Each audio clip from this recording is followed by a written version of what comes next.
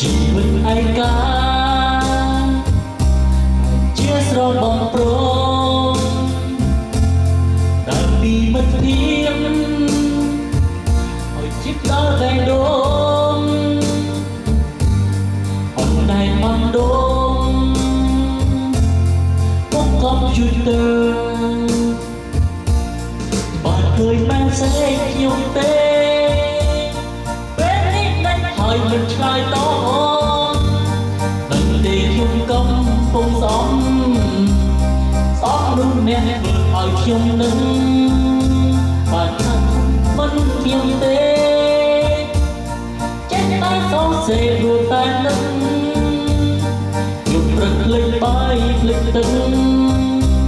វល់ជាមួយ Facebook